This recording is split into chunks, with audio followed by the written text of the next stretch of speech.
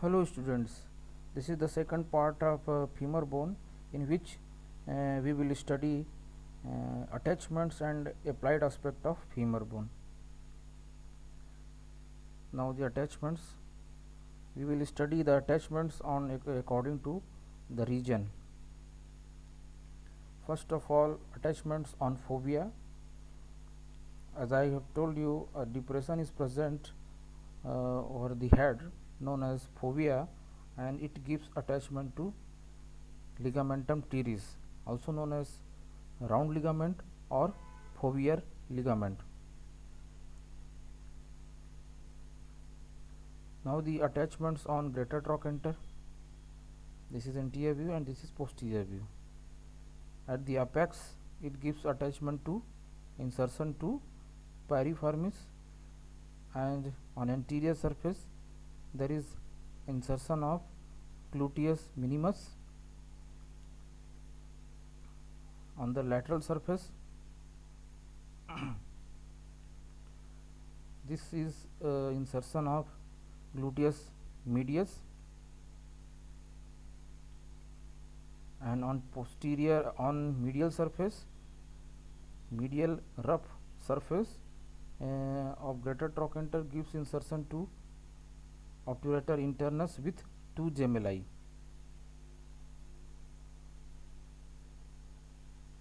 This is the lateral view of right femur. Here this is lateral view, and this is the insertion of gluteus medius, which can be seen on lateral view and posterior view. On the trochanteric fossa, this is trochanteric fossa gives insertion to obturator. This is posterior view, obturator externus. So trochanteric fossa gives insertion to trochanteric, this is obturator internus. Now the attachments on lesser trochanter. It gives attachment to insertion to psoas major on the apex and medial side, and and on the lower anterior part gives insertion to iliacus muscle. This is iliacus muscle, and it is attached to the lower anterior part and the area below it. Now the attachments on intertrochanteric line. First there is, this is green structure, is attachment of capsule of the hip joint, and just outside, so this is capsule, just outside this there is attachment of ligament, iliofemoral ligament, upper and lower part of iliofemoral ligament. Now there is attachment of vastus lateralis on upper part of intertrochanteric line. So this is vastus lateralis, and the lower part of intertrochanteric line gives attachment or origin of vastus medialis. So four structures are attached to intertrochanteric line: capsule, iliofemoral ligament, vastus lateralis, and vastus medialis. Now the attachment on quadrate tubercle. Quadrate tubercle gives insertion to, this is insertion of quadratus femoris. This is insertion of quadratus femoris. Now attachments on shaft. This is shaft. Anterior surface 3/4 part gives origin to vastus intermedius. So this is anterior view, and the right one is posterior view. So this is vastus intermedius. Just below the vastus intermedius on anterior surface gives origin to articularis genu. This is articularis genu, and 2 inch above the lower end, there is a bursa known as suprapatellar bursa above the patella.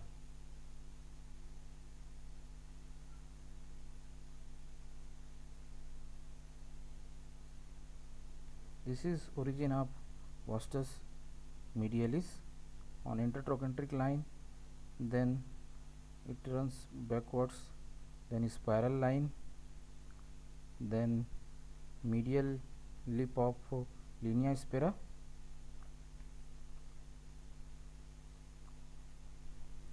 and upper part of medial supracondylar line.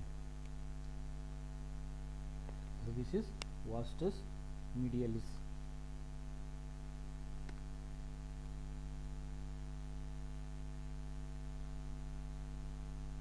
This is the attachment of vastus lateralis from the upper part of intertrochanteric line, then anteroinferior part of greater trochanter, then it runs backwards, then lateral lip of gluteal tuberosity, then lateral lip of linea aspera. Okay, so this is vastus lateralis.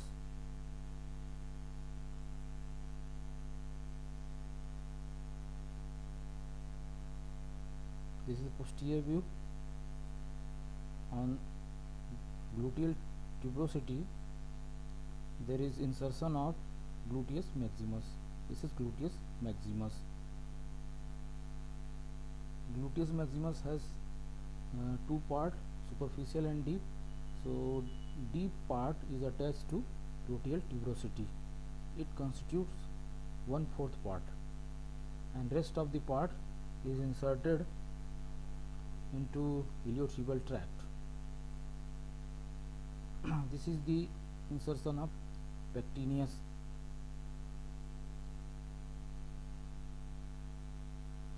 And it is inserted on a line extending from lesser trochanter to the linea aspera. This is the posterior view. This is the insertion of adductor longus on medial lip of linea aspera between vastus medialis and adductor brevis. This is the insertion of adductor brevis just lateral to adductor longus, and lateral to the adductor brevis there is insertion of adductor magnus. So this is insertion of adductor magnus.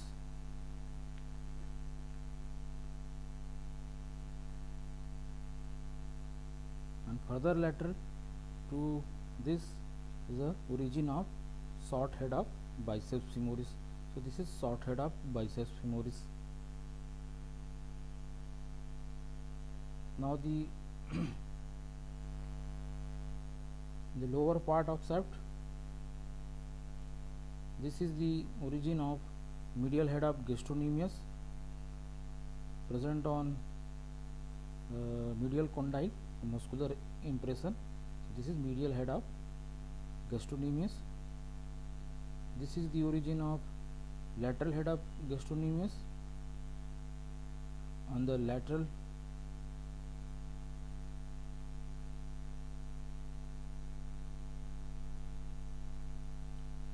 condyle, and just above the origin of lateral head of gastrocnemius there is origin of plantaris muscle. So this is origin of plantaris muscle.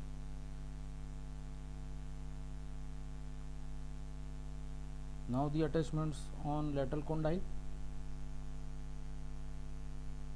This is the lateral view of lateral condyle.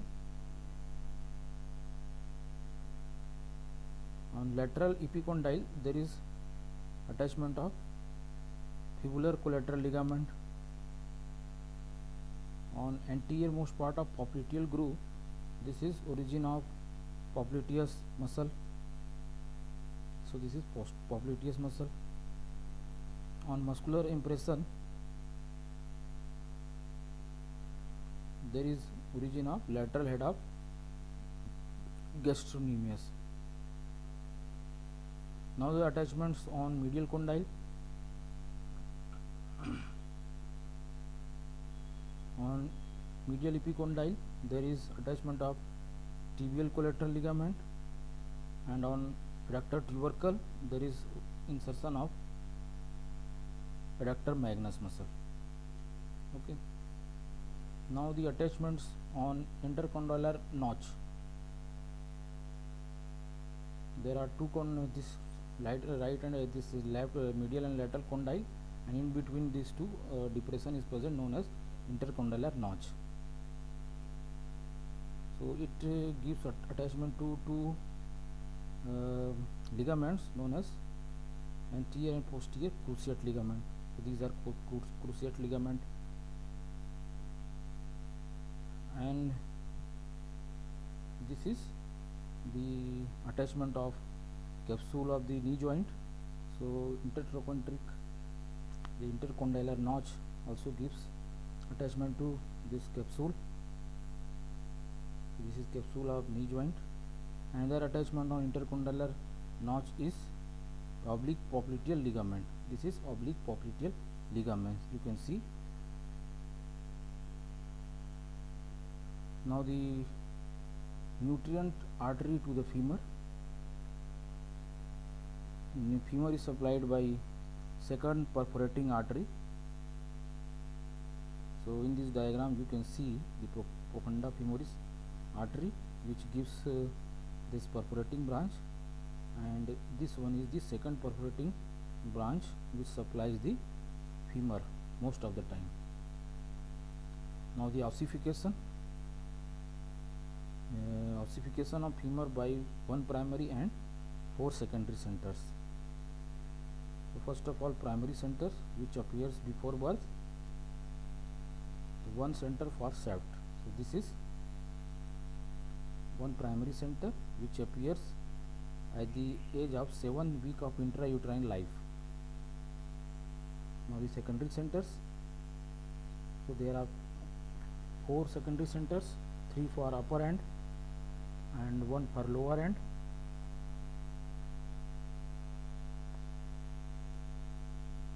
First secondary center for head, which appears at the age of 6 months. Then second center appears for lower end at the age of 9 months of intrauterine life. Then one center for greater trochanter, which appears at the age of 4 years, and one center for lesser trochanter, which appears at the age of 12 years of life. And these secondary centers fuses with the shaft. Upper end fuses with the shaft at the age of 18 years, while lower end fuses with the shaft at the age of 20 years. Now these some important points regarding this femur. Neck represents shaft because it ossifies from the primary center. Very important is the ossification of lower end of femur. Lower end of femur, it has a medical legal importance because it appears at the age of 9 months of intrauterine life, means it indicates that a baby is viable. If baby found to be dead, then there may be some mishappening with the baby. Okay. Now this lower end is growing end, and lower epiphyseal line passes through adductor tubercle, as I have told you in the first video. And epiphyseal line of head coincides with articular margin except superiorly. Now the applied aspect, very common is fractures. Below 16 year, spiral fracture is common. In this photograph you can see the spiral fracture. Fracture neck of femur is common more than 60 year of age. So in this photograph you can see the fracture neck of femur. Then bucket handle tear of medial meniscus. Medial meniscus is present in the knee joint, and it is common at the age of 14 to 40 years. In this photograph you can see the medial meniscus, and in between or in the center you can see a tear here also, and it looks like the bucket handle. That's why this tear is known as bucket handle type of tear. Okay, so this is all about femur.